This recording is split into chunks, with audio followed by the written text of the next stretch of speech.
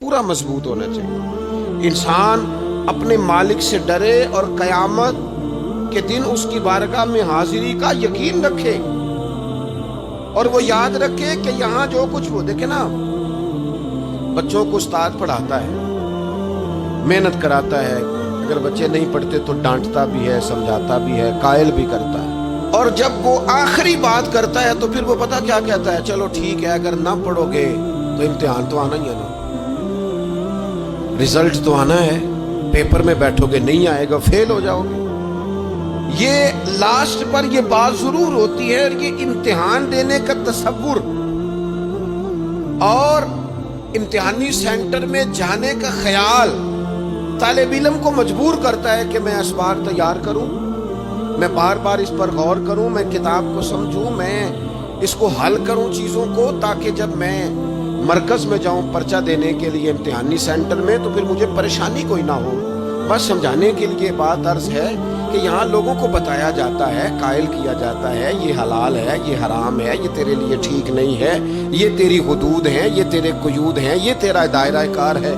लेकिन अगर फिर भी कोई बंदा बाज ना आए, फिर भी कोई शख्स बाज ना आए, फिर उसको कहा जाएगा सुबह क़यामत अल्लाह खुद हिसाब ले लेगा, फिर तुझे मालिक अपने सामने खड़ा करेगा, सुम्मा लतुसअलुन्ना यौमइज़िन अनिन नईम, फिर वो तुझसे एक एक नेमत के बारे में सवाल कर लेगा, फिर तुझे जवाब देना होगा।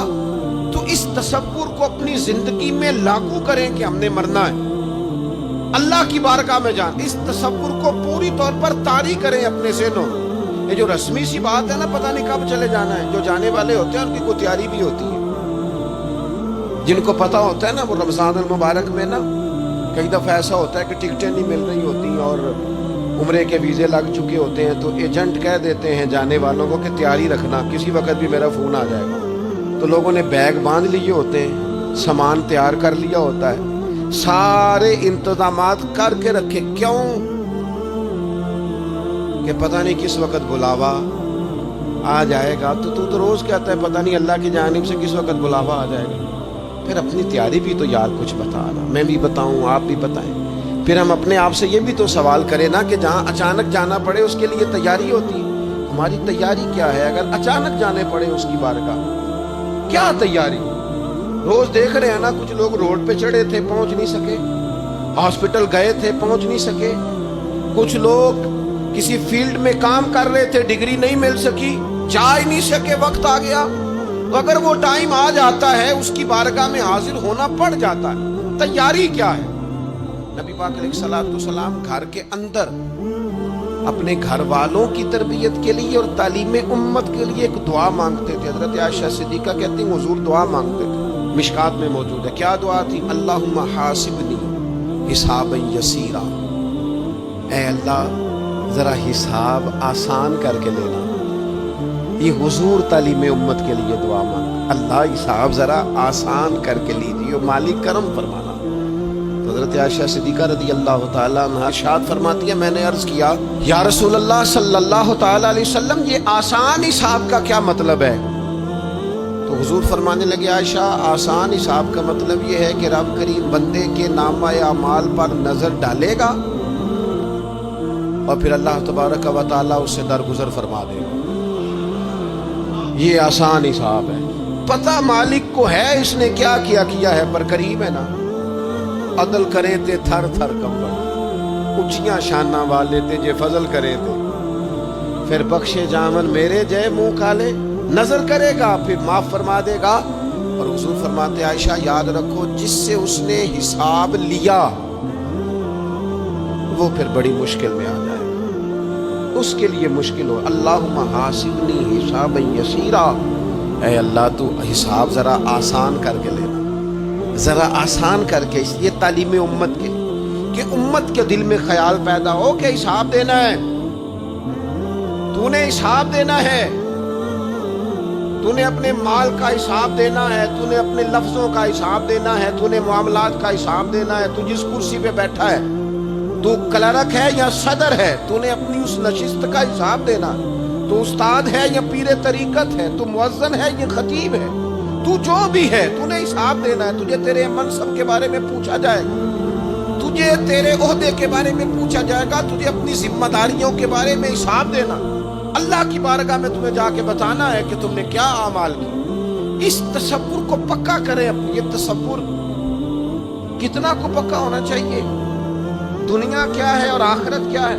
ہمارے ہاں لوگوں نے بہت بڑا لمبا چوڑا دنیا کا تصور بنا لیا، کارے جہاں دراز ہے، لمبا تصور، دنیا داری کے لیے لمبی منصوبہ بندی، دور دور تک میں نے یہ کرنا ہے، پھر میں نے یہ کرنا ہے، پھر اس کے بعد انشاءاللہ یہ کر دینا۔ یہ تو آپ نے 300 سال کی پلاننگ بتا دی ہے، یہ تو 300 سال کی پلاننگ بتائی۔ کیا بتائیں تجھے اے باپ، کیا کار ہائے نمایاں کر گئے، بی اے کیا، نوکر ہوئے، پینشن ملی، پھر مر گئے۔ زندگی تو اتنی سی ہے، اتنی لمبی منصوبہ بندی، اس میں آخرت کہاں ہے؟ اس میں اگر کسی مقام پر رب کی بارگاہ میں حاضر ہونا ہے تو وہ کہاں ہے؟